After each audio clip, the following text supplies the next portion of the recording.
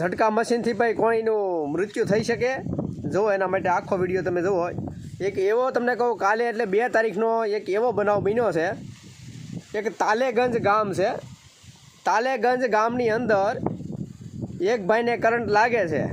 ત્યાર પછી એક બીજો ભાઈ એમનો બાજુમાં કામ કરતા હોય એટલે બીજા ભાઈનું નજર જાય એટલે તરત એને બસાવવા માટે પ્રયત્ન કરે છે.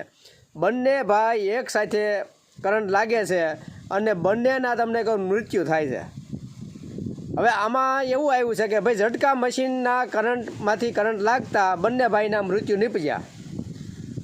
પણ હવે જોવાનું એ એક છે કે ઝટકા મશીનમાં ક્યારેય કોઈનું મૃત્યુ થતું નથી, કારણ કે બધે ઝટકા મશીન લાગેલા હોય છે.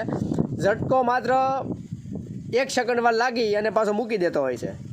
પણ હવે જોવાનું એ છે કે ખરેખર જો આ ઝટકા મશીનમાં બંને ભાઈઓને કરંટ લાગ્યો છે કે પછી ડાયરેક્ટ વીજ પ્રવાહ મૂક્યો હોય એમાંથી આ બંને ભાઈના મૃત્યુ થયા છે.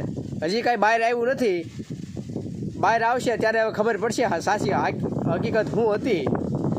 કારણ કે આ એક ખરેખર આમ બહુ એક સમજ્યા જેવું છે કે ભાઈ તમારી આપણે પહેલાં પણ વિડીયોમાં કીધું હતું કે તમારા પાક કરતાં પણ અમૂલ્યમાં અમૂલ્ય તમારો જીવ છે, તમારી જિંદગી છે, તો બધું થાય. બાકી તમે ડાયરેક્ટ વીજ પ્રવાહ ન મૂકો, કારણ કે 100% ડાયરેક્ટ વીજ પ્રવાહથી જ આમના મૃત્યુ થયેલા હોય. કારણ કે ઝટકા મશીનથી હજી સુધી ક્યાંય પણ કોઈનું મૃત્યુ થયું હોય એવા સમાચાર સાંભળવા મળ્યા નથી. કારણ કે 100% એનાથી મૃત્યુ કોઈના થતા નથી. તમને ઝટકો લાગે બસ એટલું જ થતું હોય છે.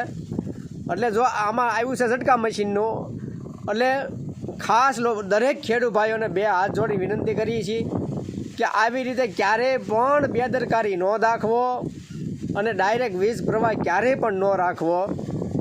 કારણ કે તમારા પાક કરતાં પણ અમૂલ્યમાં અમૂલ્ય જો કાંઈ હોય ને તો એ તમારી જિંદગી છે. તમે તમારા બાળ બચ્ચા, તમારી પાછળવાળા તમારા ઘર પરિવારનું તમે વિચારો અને પછી વીજ પ્રવાહ મૂકો. વીજ પ્રવાહમાં ક્યારેય પણ ગમે ત્યારે ગમે એનું મૃત્યુ થઈ શકે છે. પાક તમારો કદાચ ખાઈ જાય તો ગમે ત્યારે ફરીવાર પણ તમે એને કંઈક મહેનત કરી અને ઉગાડી લેહો, પણ એક વખત તમારી જિંદગી જો વહી ગઈ એટલે એને કોઈ બસાવી નથી શકતું. એટલે ફરી વખત અમે દિલથી 2 હાથ જોડીને ખેડૂત ભાઈઓને નમ્ર વિનંતી કરીએ છીએ કે ક્યારેય પણ આવો વીજ પ્રવાહ ડાયરેક્ટ મૂકવો નહીં, એવી તમામ ખેડૂત ભાઈઓને દિલથી અમે પ્રાર્થના કરીએ છીએ. જય જવાન, જય કિસાન મિત્રો.